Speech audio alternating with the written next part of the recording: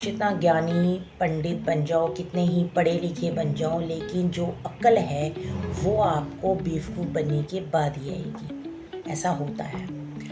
इससे रिलेटेड मैं आपको एक कहानी सुनाती हूँ। छोटी सी कहानी है। एक बार प्लीज़ गौर फरमाइएगा मेरी कहानी पे। एक बार यमराज ने अपने एक देवदूत को धरती पर भेजा। यमराज ने बोला कि उस औरत के प्राण लाने हैं। देवदूत उस धरती पर गए। वहाँ पे जिस औरत के प्राण लाने थे उसके घर पर गए। वहाँ पे उसने देखा कि 3 छोटी-छोटी बच्चियाँ हैं जो बहुत ही बुरी तरीके से रो रही हैं, बहुत ज़्यादा तड़प रही हैं अपनी। उनकी अवस्था बहुत ही ज़्यादा दयनीय थी, क्योंकि उस घर में उस औरत का जिसके प्राण लाने थे, उस औरत का पति तो पहले ही जा चुका था। उस घर में कोई नहीं था उन तीनों छोटी-छोटी बच्चियों का देखभाल करने के लिए।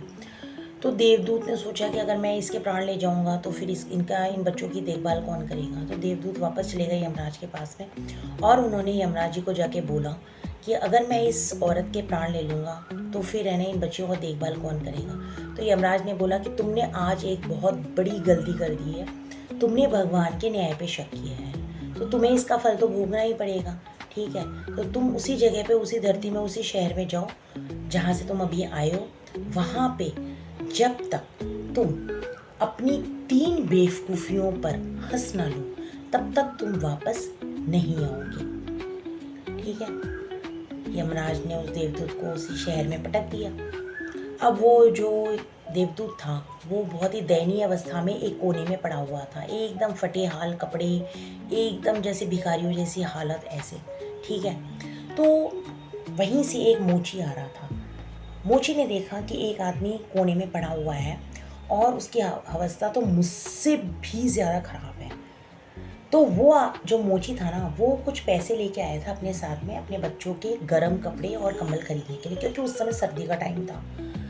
उस मोची ने देखा कि इतनी सर्दी के अंदर ये आदमी ऐसे पड़ा हुआ है, तो चलो इसकी थोड़ी मदद ही कर दूँ। उस आदमी को जाके पूछा, देवदूत को जाके पूछा, तो बोला कि मेरी हालत बहुत ख़राब है। तब उसने उसको उठाया और उसको कुछ नए कपड़े वगैरह दिलाए। ठीक है। कपड़े वगैरह दिला के उसका घर का पता पूछा, तो घर तो था ही नहीं उसका। उसने बोला मेरा कोई घर नहीं है। तो बोले ठीक है, तुम ऐसा करो, मेरे घर चलो। वहाँ पे अगर मेरी बीवी कुछ बोलती है तो तुम उसको ध्यान से सुनना, लेकिन उसको कुछ जवाब मत देना पलट के, वो अपने आप शांत हो जाएगी। जब वो यमराज देवदूत को अपने घर पे लेके गया तो बीवी ने जब देखा कि कोई सामान आया ही नहीं है साथ में, तो वो उस मोची पे और उस आदमी पे बहुत बुरी तरीके से चिल्लाई, बहुत ज़्यादा चिल्लाई, बहुत ज़्यादा गुस्सा किया।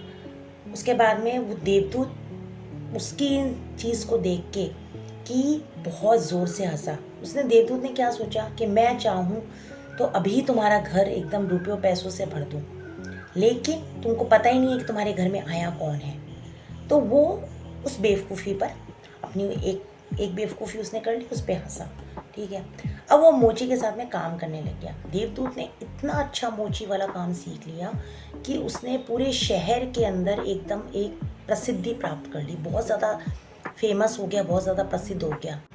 इस तरीके से वो क्या पूरे शहर में इतना प्रसिद्ध हो गया, बहुत ज़्यादा उसने ना, मतलब जूते चप्पल इतने अच्छे तरह के वो बनाता था कि उसके पास में छोटे से लेके बड़े, मतलब राजा तक के भी जो है ना जूते चप्पल वो बनने के लिए वहाँ पे आते थे। तो एक बार जो राजा था उसका एक दरबारी आया कि राजा के लिए ये बहुत ही मतलब ऐसे चमड़े हैं जो कहीं मिलते नहीं हैं, तो तुम इस चमड़े को ख़राब मत होने देना, इसके चप्पल नहीं बनाने, इसके केवल जूते ही बनाने हैं। तुम ध्यान रखना। वो बार बार दरबारी एक ही चीज़ बोल रहा था कि इस चमड़े के चप्पल नहीं बनाने हैं, जूते ही बनाने हैं, क्योंकि ये बहुत ही कम टुकड़ा है और ये फिर दोबारा नहीं मिलेगा। लेकिन उस देवदूत ने क्या किया, उसने जानबूझ के उसका चप्पल बना दिया, जूते नहीं बनाए। तो वो मोची है ना, उसने जैसे ही देखा कि अरे इसने तो चप्पल बना दिया, जूते तो बनाए ही नहीं, तो वो उसको डंडे से मारने के लिए आया। डंडे से मारने के लिए आया तो इतने में दरबारी जो है वो भागता हुआ आया कि अरे सुनो सुनो, तुमने उसके जूते बनाए हैं या चप्पल बनाए हैं। तो उसने बोला चप्पल। तो बोला तुम चप्पल ही दे दो, क्योंकि हमारे यहाँ पे क्या होता है कि जब राजा की मौत, मतलब उन लोगों ने बोला कि चप्पल बनाने के लिए उसने इसलिए मना किया था क्योंकि जब किसी राजा की मौत हो जाती है तो उसे चप्पल पहनाया जाता है और चप्पल पहना के उसे शमशान तक पहुंचाया जाता है, इसलिए उसने चप्पल के लिए मना किया था। तो उसने बोला कि हमारे राजा की मौत हो गई है, तो तुम ऐसा करो, मुझे वो चप्पल ही दे दो, तुम अच्छा हुआ तुमने जूते नहीं बनाए। और वो जैसे आया था वैसे ही वो चप्पल लेके वो भाग गया। तब उस मोची ने उसको देखता ही रह गया, मतलब वो सोचता रह गया कि ये क्या हो गया।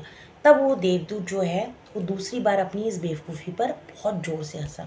तो उस मोची ने पूछा कि तुम 2 बार हंस चुके हो, तुम मुझे बता नहीं रहे हो कि क्या बात है, तुम 2 बार क्यों हंसे। तब उस देवदूत ने बोला, तुम थोड़ा सा ठहरो, तीसरी बार और मुझे हंस लेने दो मेरी बेवकूफ़ी के कारण। अगर मैं तीसरी बार भी हंस लिया उसके बाद मैं तुम्हें पूरी कहानी सुना दूंगा। तो उस एक बहुत ही बूढ़ी औरत थी, उसके साथ में तीनों छोटी छोटी बच्चियाँ आई। उन्होंने बोला कि हमारी शादी होने जा रही है तो हमारे लिए अच्छी अच्छी सैंडल्स बनानी है, सैंडलें बनानी है। तो देवदूत ने कहा ठीक है। तो देवदूत ने जैसे उन तीनों बच्चियों को देखा तो बोला, अरे ये तो वही छोटी तीनों बच्चियाँ हैं जिनकी माँ के प्राण मैं लेने गया था, लेकिन मैं लिया नहीं, कोई और देवदूत आकर लेकर चला गया। तो और उसके साथ में एक बूढ़ी औरत थी, मतलब वो उसने देखा कि वो बच्चियां एक पैसे वाली, मतलब जब उनकी माँ की मृत्यु हुई तो उनके पास में, तो बोला उसने, देवदूत ने पूछ ही लिया था कि भाई ये बच्चियां आप इनकी क्या लगती हैं। बोले मेरे पास में एक गरीब औरत थी, उनकी ये तीनों बच्चियां हैं, तो इनकी माँ चली गई थी छोटे बचपन में ही, तो मैंने इन तीनों बच्चियों को मैंने ही पाला है। तब उस देवदूत ने सोचा कि सच में आज वो तीनों बच्चियां बहुत ही सुखी थी, इतने पैसों से धनवान थी, सब कुछ एकदम समृद्ध थी, ठीक है। और मैंने क्या किया, मैंने भगवान के न्याय पे शक किया, मतलब इन तीनों बच्चियों का जो भाग्य है वो पहले ही लिखा जा चुका है। तो मैंने भगवान के न्याय पे शक किया, मुझे नहीं करना चाहिए था, मैंने ये गलती की। और उसके बाद में उसने इतनी ज़ोर से वो हंसा अपनी उस तीसरी बेवकूफ़ी पर। उसके बाद में उस मोची ने उसको पूछ ही लिया कि अब तो तुम मुझे बता दो कि तुम क्यों हंसे। तब उसने पूरी जो भी कहानी थी अपनी, वो सारी कहानी सुना दी। उसके बाद में बोला कि ये है, इसलिए मैं आप लोगों को कहती हूँ फ्रेंड्स कि हमें भगवान के न्याय पे शक नहीं करना चाहिए। हमारे साथ में अच्छा हो रहा है या बुरा हो रहा है, हम लोग बहुत ज़्यादा पैसों से नीचे आ रहे हैं या नीचे से हम लोग बहुत ज़्यादा ऊपर जा रहे हैं, बहुत ज़्यादा ऊपर की तरफ बढ़ रहे हैं, आगे बढ़ रहे हैं। हमारे साथ में बहुत सारी क्रिटिकल सिचुएशंस होती है हमारी लाइफ में, हम लोगों को नहीं पता चलता है। हम लोग ये सोचते हैं कि हमारे साथ में ऐसा क्यों हो रहा है, किस लिए हो रहा है, मतलब हमने ऐसा कुछ किया ही नहीं था। लेकिन आप लोग ये भूल जाते हो कि आप लोगों के साथ में जो कुछ भी हो रहा है या होगा वो सिर्फ़ और सिर्फ भगवान के ऊपर डिपेंड करता है। भगवान ने पहले से ही आपकी सारी चीज़ें लिख रखी हैं, पहले से ही लिख दी हैं।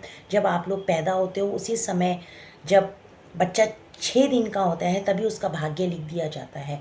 तो इसलिए भगवान के न्याय पे शक मत कीजिए। आप सिर्फ ये देखिए कि जो भी आपके साथ में हो रहा है या होने वाला है वो सिर्फ और सिर्फ भगवान की इच्छा से हो रहा है। भगवान ने अगर आपके लिए कुछ सोचा है तो अच्छा ही सोचा है, वो बुरा कभी किसी के लिए नहीं सोचेगा। अगर किसी इंसान के साथ में बुरा होता है तो वो सिर्फ और सिर्फ उसको मजबूत करने के लिए होता है, इसको स्ट्रॉन्ग बनाने के लिए होता है।